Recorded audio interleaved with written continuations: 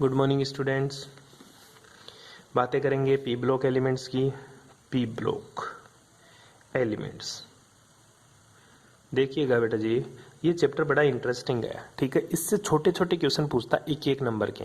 ठीक है, 4-5 नंबर का चैप्टर है तेरा, लेकिन चिन्ने चिन्ने क्वेश्चन पूछेगा। मतलब ऐसा है तो ऐसा क्यों, ये करता है, जैसे NH3 बनता है तो PH3 PH5 सॉरी NCl5 नहीं बनता, PCl5 बनता है, क्यों।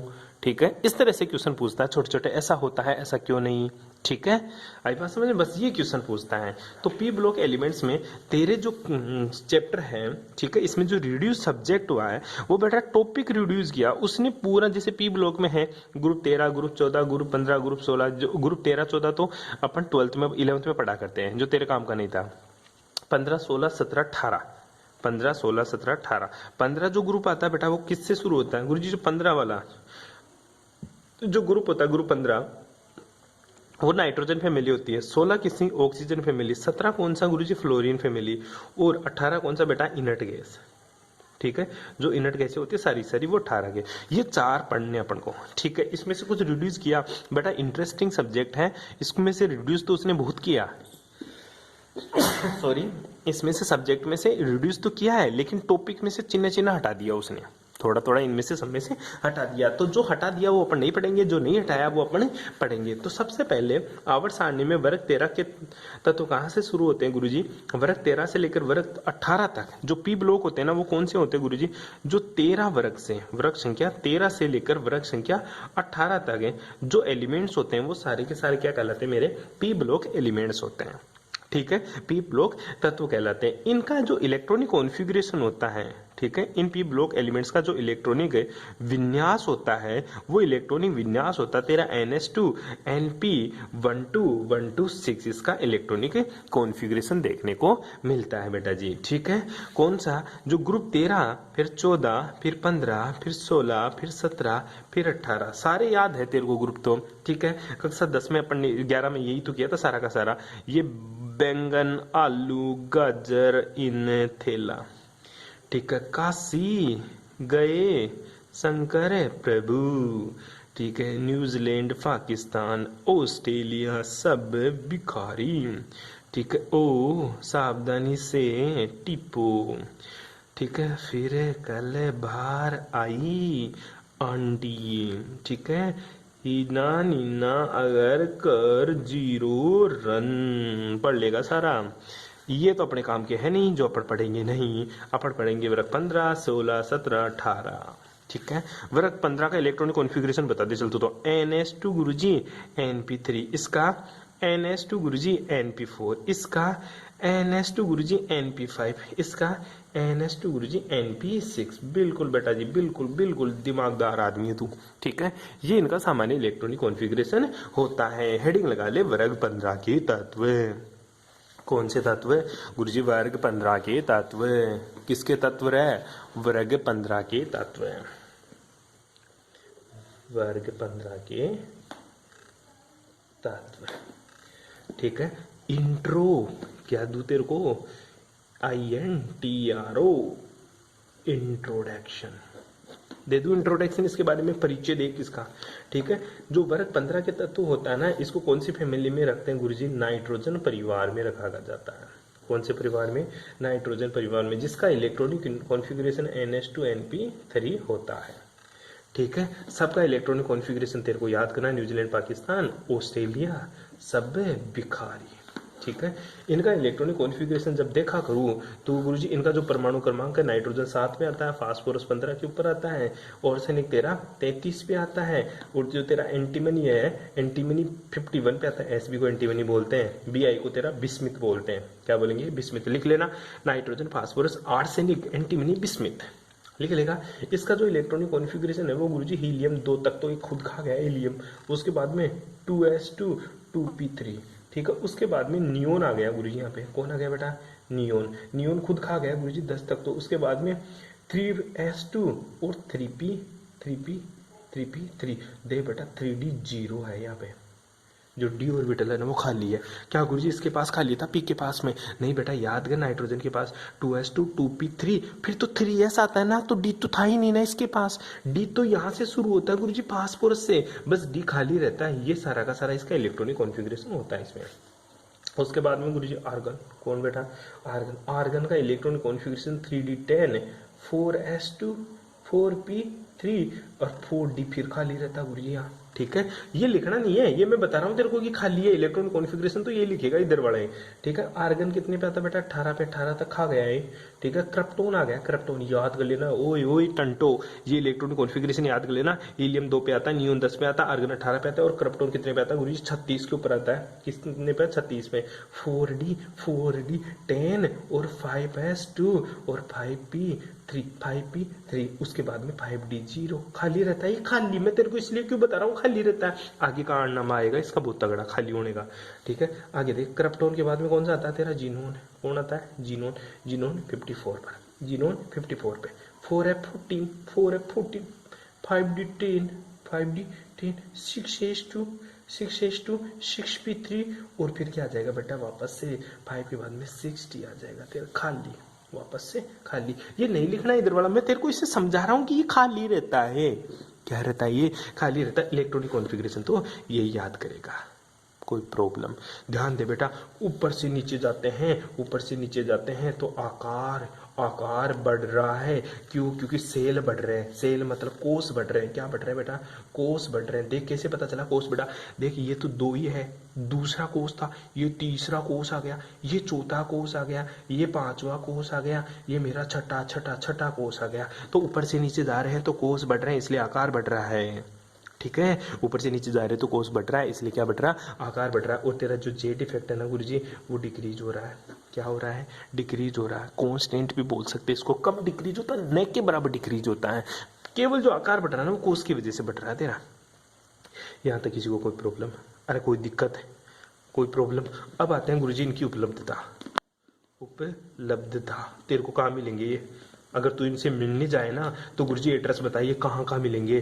ठीक है, मेरे को इनसे मिलना है। अगर तू नाइट्रोजन से मिलना चाहता है ना बेटा, तो तू चला जा कहाँ? वायुमंडल में। कहाँ चला जा बेटा? वायुमंडल में। क्यों वायुमंडल में? कहाँ? 78% है। बाहर निकल के देख रूम से, वायुमंडल में कहाँ है? 78% आणविक गैसों के रूप में वायुमंडल में प्रेजेंट होती है तेरी नाइट्रोजन। उसके अलावा ये तो दिखती नहीं है, कोई और जगह बता। ठीक है, इसके अलावा बेटा ये भू प्रॉपर्टी पर मिलेगा। कहाँ मिलेगा? भू प्रॉपर्टी पर। भू प्रॉपर्टी का मतलब होता है बेटा भूमि के अंदर, धरती के अंदर। ठीक है, तो तेरे को गड्ढा खोदना पड़ेगा, फिर अंदर जाना पड़ेगा। अंदर जाएगा तो तेरे को क्या मिलेंगे वहां पे गुरुजी? खनिज मिलेंगे। क्या मिलेंगे? खनिज। तो भू प्रॉपर्टी के अंदर खनिजों के रूप में नाइट्रोजन पाई जाती है। गुरुजी खनिज तो बहुत सारे मिलेंगे, मेरे को चांदी भी मिल सकती है, सोना भी मिल सकता है। इसको कैसे पहचानूंगा? इसको पहचानने के लिए बेटा ये जो खनिज है ना, ये किसके रूप में मिलेगा तेरे को? Sodium sodium sodium sodium nitrate के रूप में मिलेगा तेरे को। ठीक है, किसके रूप में मिलेगा? सोडियम नाइट्रेट के रूप में मिलेगा। जब तू खदानों में जाएगा तो वहां वर्कर्स मिलेंगे तेरे को, उनको बोलना मेरे को नाइट्रोजन दिखा। तू बोलेगा, वो बोलेगा कि किसके रूप में है? तू बोलेगा सोडियम नाइट्रेट के रूप में। किसके रूप में है वो? सोडियम नाइट्रेट के रूप में, NaNO3 के रूप में। ये रही तेरी नाइट्रोजन। ठीक है, तो भू प्रॉपर्टी के अंदर नाइट्रोजन जो सोडियम नाइट्रेट के रूप में मिलता है NaNO3 के रूप में। लेकिन बेचारा वो तो समझेगा ही नहीं। क्यों? क्योंकि उसने केमिस्ट्री नहीं पढ़ रखी। वो कैसे जानेगा कि सोडियम नाइट्रेट है? ठीक है, तो उसको उसके लिए क्या बोलूंगा? उसके लिए तो उसको बोलना मेरे को तो चिल्ली साल्ट पेपर दिखा। क्या दिखा? चिल्ली साल्ट पीटर दिखा। चिल्ली साल्ट पीटर, उसमें मिलेगा नाइट्रोजन। वो झपकी मतलब उसी टाइम जाएगा और चिल्ली साल्ट पीटर लेके आ जाएगा। और तू देख लेना उसमें सोडियम नाइट्रेट के रूप में नाइट्रोजन है जो भू प्रॉपर्टी के अंदर है। तो समझाना क्या चाह रहा हूं तेरे को? मैं ये समझाना चाह रहा हूं तेरे को याद करना sodium nitrate chilli salt Peter. ठीक है, क्वेश्चन आ जाता है एग्जाम में, चिल्ली साल्ट पीटर का फॉर्मूला लिखो। क्या रहेगा? NaNO3 2 बार पूछ चुका, 2 बार। क्या? 2 बार। Chilli salt Peter NaNO3। ठीक है, तो दूसरा कौन सा? ठीक है, दूसरा आदमी भी जाएगा। एक तो बोला था एक को, लेकिन सुन लिया दूसरे वाले ने भी। ठीक है, वो चला गया, वो पोटेशियम नाइट्रेट ले आया। क्या लिया है बेटा? Potassium nitrate. ठीक है, वहीं पे गया और वो पोटेशियम नाइट्रेट ले आया। ठीक है, उसमें लिखा हुआ था KNO3। ठीक है, क्या था? KNO3। उसको क्या बोलते हैं? इसको इंडियन साल्ट पीटर बोलते हैं। क्या बोलते हैं इसको? Indian salt Peter. क्वेश्चन पूछ लेता इंडियन साल्ट पीटर का फॉर्मूला लिख। ठीक है। दो आदमी खड़े थे, पहला लेके आया चिल्ली साल्ट पेपर और दूसरा लेके आया इंडियन साल्ट पेपर। तू था केमिस्ट्री का ज्ञाता, तो तूने बोला देख भाई जो चिल्ली साल्ट पेपर लेके आया ना तू, उसमें तो NaNO3 था, और जो तू लेके आया ना वो है KNO3। ठीक है, हाँ तेरी बात सही है, इसमें भी नाइट्रोजन है, इसमें भी क्या है, नाइट्रोजन है। ठीक है, कोई दिक्कत है गुरुजी, इतना अंदर कौन जाएगा खड्डे में, कोई कौन खोदेगा खड्डे में, मेरे को तो कोई बाहर ही बता दे। ठीक है, बाहर देखने के लिए आ जा बेटा, बाहर कहाँ मिलेगा नाइट्रोजन। ठीक है, जीव जंतुओं में तेरे अंदर भी नाइट्रोजन भरा पड़ा है, जीव जंतुओं में। ठीक है, जीव जंतुओं व वनस्पति में, किसमें, जीव जंतु और वनस्पति के अंदर भी नाइट्रोजन है। गुरुजी किसके रूप में बेटा, प्रोटीन के रूप में। किसके रूप में, प्रोटीन के रूप में। ठीक है, तो तू खुद के अंदर भी चीरा फाड़ा कर लेना, तेरे को प्रोटीन मिल जाएगा। उसी प्रोटीन में क्या है, तेरा नाइट्रोजन छुपा हुआ है। ठीक है बेटा, अब आ जा तू फास्फोरस, ये कहाँ मिलेगा फिर। हाँ बिल्कुल सही बात है, जो फास्फोरस है बेटा ये एपेटाइट वर्ग के खनिजों में मिलता है। कौन से वर्ग के खनिजों में, एपेटाइट वर्ग के खनिजों में पाया जाता है। एपेटाइट वर्ग के खनिजों में, वर्ग के खनिजों में। ठीक है, एपेटाइट वर्ग के खनिजों के रूप में पाया जाता है। किसके रूप में, फ्लोरो एपेटाइट के रूप में। किसके रूप में बेटा, फ्लोरो एपेटाइट के रूप में, एपेटाइट के रूप में पाया जाता है। ठीक है, उसके अलावा गुरुजी जीव जंतु और पेड़ पौधों को बात करता रहता, बिल्कुल जीवों तथा पादपों की कोशिका में भी पाया जाता है। ठीक है, तेरी सेल में भी ये पाया जाता है बेटा फास्फोरस है।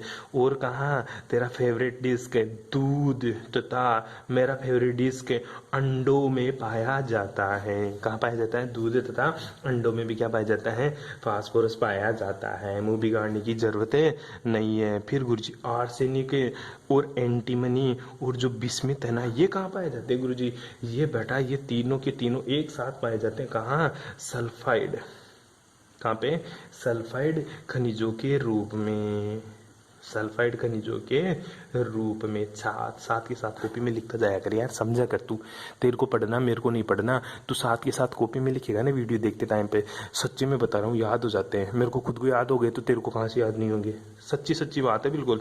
अब आ जाए इनकी प्रॉपर्टीज, गुण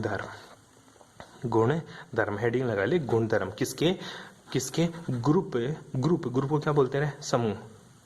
ठीक है, समूह 14 के तत्वों के गुण धर्म properties of group 14 is first is size मतलब आकार। ठीक है, आजा आकार की बात करें। न्यूजीलैंड पाकिस्तान, अब न्यूजीलैंड पाकिस्तान कोई बोला ना तो पिट जाएगा, ऐसे बोलेगा नाइट्रोजन फास्फोरस आर्सेनिक एंटीमनी और बिस्मिथ। ऐसा क्यों बुला रहा है गुरुजी, मेरे को वही याद कर लेने दे बेटा, तेरे से क्वेश्चन ये नहीं पूछेगा न्यूजीलैंड, तेरे से यही पूछेगा नाइट्रोजन का कंपाउंड, फास्फोरस का कंपाउंड, आर्सेनिक का कंपाउंड, बिस्मिथ का, एंटीमनी का कंपाउंड और बिस्मिथ का कंपाउंड। तेरे को ये कंफ्यूज कर सकता है, ये इसका क्या नाम है, इसको आर्सेनिक, इसको क्या बोलेगा, एंटीमनी। बस ये ध्यान रखें प्लीज, न्यूजीलैंड पाकिस्तान छोड़ दें। ठीक है, कब तक उनको बर्बाद करता रहेगा। ठीक है, न्यूजीलैंड पाकिस्तान छोड़ दें, नाइट्रोजन फास्फोरस आर्सेनिक एंटीमनी और बिस्मिथ।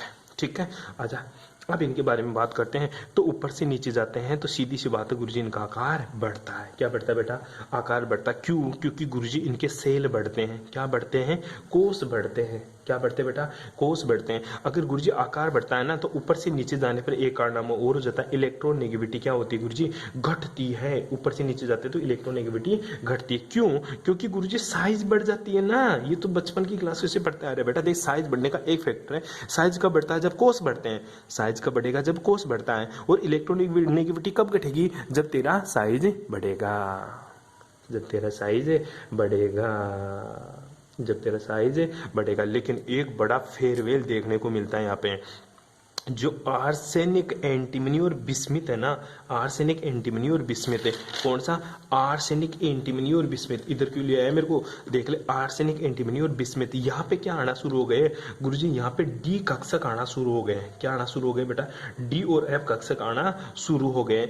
देख बेटा, यहां से यहां तक गया ना तो साइज में खतरनाक वाली वृद्धि हुई। क्यों, क्योंकि 2 के बाद में तीसरा सेल आ गया। दो के बाद में तीसरा सेल आ गया, इलेक्ट्रॉन बराबर लेकिन दो के बाद में तीसरा सेल आ गया, तो नाइट्रोजन के बाद में फास्फोरस का आकार खतरनाक बड़ा बढ़ता है, ठीक है। लेकिन फास्फोरस के बाद में आर्सेनिक, इनका आकार लगभग कभी कभी समान सा भी देखने को मिल जाता है, हालांकि बढ़ता है, आकार तो बढ़ता है लेकिन चिन्ह चिन्ह बढ़ता है, बहुत कम आकार बढ़ता है। ऐसा क्यों? क्योंकि गुरुजी फास्फोरस के बाद में आर्सेनिक, एंटीमनी और बिस्मित आते हैं, इनके अंदर 3D10 10 कक्षक 10 इलेक्ट्रॉन 10 इलेक्ट्रॉन 10 इलेक्ट्रॉन 14 और 10 कितने बेटा, ये तो बहुत ही ज्यादा हो गए गुरुजी। ये इलेक्ट्रॉन मतलब फास्फोरस के बाद में आर्सेनिक, एंटीमनी और बिस्मित में डी कक्षक की उपस्थिति तथा एफ कक्षक की उपस्थिति के कारण नाभिकीय आकर्षण बल बढ़ने लग जाता है, प्रभावी नाभिकीय आकर्षण बल बढ़ने लग जाता है, जिससे इनके आकार में धीरे धीरे वृद्धि होती है। क्वेश्चन क्या पूछता है? नाइट्रोजन से फास्फोरस तक जाने पर आकार में वृद्धि बहुत ज्यादा होती है, लेकिन फास्फोरस से आर्सेनिक, एंटीमनी और बिस्मित तक जाने पर आकार में वृद्धि धीरे धीरे होती है, या आकार में कम वृद्धि होती है, या इनका आकार लगभग सा बराबर सा होता है। ऐसा क्यों? ऐसा इसलिए क्योंकि फास्फोरस के बाद में आर्सेनिक, एंटीमनी और बिस्मित में 3D10 डी कक्षक की उपलब्धता, डी तथा एफ कक्षक की उपलब्धता के कारण प्रभावी नाभिकीय आवेश का मान बढ़ता है, परिरक्षण प्रभाव का मान कम होता है, जिसकी वजह से इनके आकार में धीरे धीरे वृद्धि होती है। वृद्धि तो होगी, क्यों? क्योंकि गुरुजी सेल बढ़ गए, सेल बढ़ गए, सेल तो बढ़ गए बेटा, लेकिन ये डी कक्षक घुस गया, यहाँ तक तो डी घुस गया, यहाँ तो एफ बोला मैं भी आ रहा हूँ अंदर, ठीक है, तो ये सारे घुस गए अंदर, इसलिए इनके आकार में धीरे धीरे वृद्धि होती है। ये तो वृद्धि करने के लिए लगे पड़े हैं, और ये इलेक्ट्रॉन आ रहे हैं ना, ये क्या कर रहे हैं? उसको संकुचित करने के ऊपर लगे पड़े हैं, मतलब उसको बिल्कुल संकुचित, मतलब उसको कंप्रेस करने में लगे हुए हैं, क्योंकि नाभिक में प्रोटॉन होते हैं और सेल में क्या होते हैं? इलेक्ट्रॉन। तो इलेक्ट्रॉन और प्रोटॉन के बीच में आकर्षण होता है, इसी आकर्षण को तो प्रभावी नाभिकीय आकर्षण बोलता है, तू प्रभावी नाभिकीय आवेश बोलता है, ठीक है, आजा काम पे। तो ये ध्यान रखना, इनके आकार में धीरे धीरे वृद्धि होती है। क्या होती है? इनके आकार में धीरे धीरे वृद्धि होती है, ठीक है, धीरे धीरे वृद्धि होती है। ऐसा क्यों होता है? क्योंकि गुरुजी डी तथा एफ कक्षक की उपलब्धता के कारण है, ठीक है, डी तथा एस कक्षक की उपस्थिति के कारण। उपलब्धता ज्यादा मोटा वर्ड हो गया, उपस्थिति लिख लेना तू, ठीक है, कर लेगा बेटा ऐसा। अरे देख यार, मैं धीरे धीरे पढ़ा रहा हूँ तो तू भी धीरे धीरे समझ ले। अगर तेरे को फिर भी लगे ना गुरुजी बहुत तेज बोलते हैं, बहुत तावड़ा बोलते हैं, तो तू क्या कर लेना बेटा, थोड़ा सा यूट्यूब पे जाना, ऊपर क्लिक मारना, वहाँ स्पीड कंट्रोलेबल है, उसके ऊपर क्लिक कर लेना, 1.75 यूज कर लेना, 1.50 यूज कर लेना, 1.25 यूज कर लेना, और भी ज़्यादा धीरे धीरे आवाज़ सुननी है तो 1 के ऊपर ले लेना, स्पीड कम कर लेना, ठीक है बेटा, तेरे अकॉर्डिंग रे, तेरे अकॉर्डिंग स्पीड को कम कर लेना, 0.75 पे रख लिया करो, ठीक है। अगर तेरे को स्पीड ज्यादा लगे तो, नहीं लगे तो तेरा कारनामा हो ही रहा है, ठीक है। अब चलते हैं आगे, अब कहाँ चलते हैं गुरुजी? आगे, आगे कहाँ? आगे चलते हैं गुरुजी आयनन एंथैल्पी के पास। किसके पास है? आयनन एंथैल्पी, ठीक है, आयनाइजेशन पोटेंशियल, आईपी के नाम से सुना है तू इसको, ठीक है। पहली बात तो होती है गुरुजी आईपी क्या होती है, आयनाइजेशन एंथैल्पी क्या होती है। बेटा फिर से बता देता हूँ, एक बार कक्षा 11 पढ़ लिया, अगर दोबारा ढंग से कभी तेरे को टाइम मिल जाए, हालांकि टाइम नहीं है तेरे पास, मेरे को पता है, पर मेरा क्या है ना, फिर भी बोलने की आदत है रे, इसलिए, ठीक है। तो आयनाइजेशन एंथैल्पी क्या होती है? किसी कक्षक से या किसी एलिमेंट से एनर्जी देकर, क्या देकर बेटा? एनर्जी देकर, ठीक है, एनर्जी, ठीक है, एनर्जी देकर, मतलब आयनाइजेशन पोटेंशियल देकर, ठीक है, उस कक्षक से इलेक्ट्रॉन बाहर निकालना, उस एलिमेंट से, एलिमेंट को अक्से दिखा दिया, ठीक है, एक इलेक्ट्रॉन बाहर निकालने के लिए दी गई ऊर्जा क्या कहलाती है? आयनन एंथैल्पी कहलाती है। क्या कहलाती है? आयनन एंथैल्पी कहलाती है। किसी तत्व को एनर्जी देकर उसके बाह्यतम कोश से एक इलेक्ट्रॉन बाहर निकालने के लिए आवश्यक ऊर्जा क्या कहलाती है? आयनन एंथैल्पी कहलाती है, ठीक है। आयनन enthalpy IP is directly proportional to होती है बेटा किसके? ये जो आयनाइजेशन एंथैल्पी होती है ना, ज्यादा होगी कभी जब जेड इफेक्ट लगेगा, ठीक है, इनवर्सली प्रोपोर्शनल टू होती है तेरी साइज के, ठीक है, ये ध्यान रखना। तो बता, नाइट्रोजन, न्यूजीलैंड, पाकिस्तान, ऑस्ट्रेलिया, सब भिखारी, मत बोलना, ये बोल रहा हूं मत बोलना, ये ऐसे बोलेगा नाइट्रोजन, फास्फोरस, आर्सेनिक, एंटीमनी और बिस्मिथ, ठीक है, ऊपर से नीचे जा रहा है, तो तेरी साइज क्या हो रही है गुरुजी? साइज बढ़ रही है। तो बेटा आईपी का मान क्या होगा गुरुजी? सिंपल सी बात है, घटेगी। क्या होगी, घटेगी। इसके साथ पहला तो रिलेशन ये था, दूसरा रिलेशन ये याद रखना, जो आईपी होती है ना, आईपी ये ज्यादा होती है किसकी, अर्धपूरित की, अर्धपूरित वह पूर्ण पूरित, ठीक है। अर्धपूरित और पूर्ण पूरित कक्षकों की, अर्धपूरित व पूर्ण पूरित कक्षकों का आयनाइजेशन पोटेंशियल ज्यादा होता है अपने पड़ोसियों से, अपने पड़ोसियों से। कैसे पता चला, जैसे कार्बन, नाइट्रोजन, ऑक्सीजन है, इसका electronic configuration 1s2 2s2 2p2, ठीक है। इसका electronic configuration 1s2 2s2 2p3 1s2 2s2 2p4, ठीक है। ये ध्यान रखना, नाइट्रोजन, ऑक्सीजन, ठीक है। इसके बाद में फ्लोरीन और ले लें 1s2 2s2 2p5, ठीक है। तुझे पता है लेफ्ट से राइट जाने पर, लेफ्ट से राइट जाने पर साइज क्या होती है गुरुजी, घटती है। साइज क्या होती है बेटा, घटती है। तो आईपी का मान क्या होता है गुरुजी, बढ़ता है। तो तू आईपी का ऑर्डर कैसे लगाएगा, मैं सिंपल सा आईपी का ऑर्डर लगाऊंगा, सबसे ज्यादा नाइट ऐसे, फिर ऐसे, फिर ऐसे, ऐसे लगाते ये क्वेश्चन क्या हो जाएगा तेरा, गलत हो जाएगा। क्यों, तू भूल गया, तू भूल गया, क्या भूल गया कि अर्धपूरित व पूर्ण पूरित, अर्धपूरित व पूर्ण पूरित कक्षकों का आईपी क्या होता है, ज्यादा होता है अपने पड़ोसियों से। आईपी क्या होता है, ज्यादा होता है किससे, अपने पड़ोसी से। तो नाइट्रोजन का देख इलेक्ट्रॉनिक कॉन्फ़िगरेशन पी कक्ष क्या है, अर्धपूरित है। क्या बेटा, अर्धपूरित है। तो नाइट्रोजन का क्या आईपी ज्यादा होता है अपने पड़ोसियों से। तो ध्यान देना, नाइट्रोजन का ज्यादा होगा किससे, ऑक्सीजन से। किससे बेटा, ऑक्सीजन से। तो इसको अरेंज कैसे करूंगा, अगर तेरे को इसको अरेंज करने के लिए बोले ना, तो सबसे ज्यादा आईपी किसका होगा, फ्लोरीन का, उसके बाद में बेटा नाइट्रोजन का, फिर ऑक्सीजन का, फिर तेरा कार्बन का। ऐसे पूछ लेता है कि डिक्रीजिंग ऑर्डर में अरेंज करो, ठीक है। आयनाइजेशन पोटेंशियल को डिक्रीजिंग ऑर्डर में अरेंज करो, तो नाइट्रोजन इधर आ जाएगा, इससे भी ज्यादा होता है। लेकिन ध्यान देना, कार्बन से ज्यादा होता है ऑक्सीजन का, ध्यान दे लेना ये चीज, ठीक है। तो इधर से इधर जाएंगे तो आईपी बढ़ता है, लेकिन ध्यान देना इनका ऐसे होता, अपने पड़ोसियों से ज्यादा होता, ऐसे ऐसे, ठीक है। ये सिंपल सा आयनाइजेशन पोटेंशियल तेरे को मैंने बता दिया, कर लेगा क्या।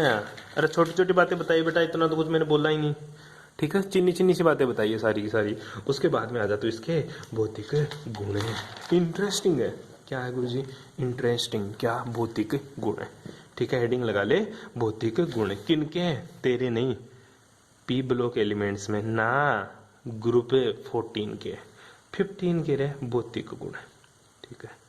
भौतिक गुण, फिजिकल प्रॉपर्टीज। फिजिकल प्रॉपर्टीज की बात करें तो ये तेरा नाइट्रोजन, ये तेरा फास्फोरस, ये तेरा आर्सेनिक, ये तेरा एंटीमनी, ये तेरा बिस्मिथ। बिस्मिथ क्या है, बिस्मिथ, ठीक है। तो बेटा ध्यान रखना, फिजिकल प्रॉपर्टीज में नाइट्रोजन तेरी किसके रूप में पाई जाती है गुरुजी, ये गैस के रूप में पाई जाती है। किसके रूप में बेटा, गैस के रूप में। और एक चीज और याद रखना, जो नाइट्रोजन और फास्फोरस है ना, ये दोनों ही क्या है गुरुजी, ये मेरी अधातु है। क्या है, तेरी अधातु है, ठीक है। फिजिकल प्रॉपर्टीज की बात कर रहा हूं बेटा मैं, ध्यान रखना। और जो आर्सेनिक और एंटीमनी है ना, ये दोनों क्या है, तेरी उपधातु है। क्या है, तेरी उपधातु। और तेरी जो बिस्मिथ है, ये क्या है, तेरी धातु है, ठीक है। क्या है गुरुजी, धातु है, ध्यान रखना। उसके बाद में एक चीज और याद करना, बड़ी इंटरेस्टिंग है बेटा। वो चीज क्या है गुरुजी, वो भी बता दे। जो तेरा फास्फोरस है ना, फास्फोरस और जो तेरे पूरा का पूरा बिस्मिथ है, ये सारे के सारे किस रूप में पाए जाते हैं, ये ठोस के रूप में पाए जाते हैं। किसके रूप में, सॉलिड होते हैं।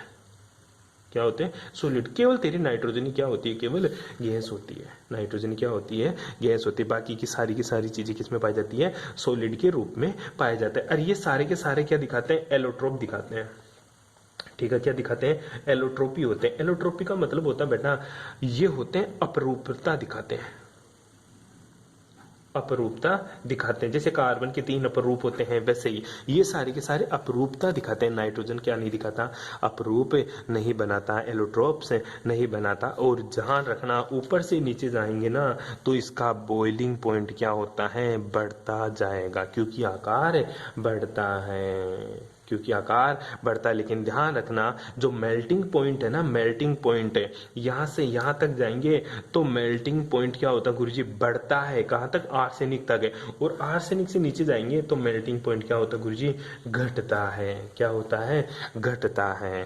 क्योंकि नीचे आर्सेनिक तक जाएंगे तो मेल्टिंग पॉइंट इसलिए बढ़ता है, क्योंकि यहाँ पे क्या होता है, इलेक्ट्रॉन बढ़ते हैं, साइज बढ़ती है। ठीक है। लेकिन आर्सेनिक, एंटीमनी और बिस्मिथ है, इनमें क्या हो जाता है, ए ब्लॉक और डी ब्लॉक में इलेक्ट्रॉन आ जाते हैं, जिसकी वजह से इनका मेल्टिंग पॉइंट क्या हो जाता है बेटा, घटना शुरू हो जाता है। क्या हो जाता है, घटना शुरू हो जाता है। फिर आती है तेरी रासायनिक गुण, क्या रासायनिक गुणधर्म ज्यादा हो जाएगा क्या, मेरे को तो लग रहा है कि नहीं होगा, ठीक है, पर तेरी भावनाएं देखते हुए मुझे लग रहा है कि ज्यादा हो गया, ठीक है भाई। बाकी बातें करेंगे नेक्स्ट क्लास में। Thanks for cooperation.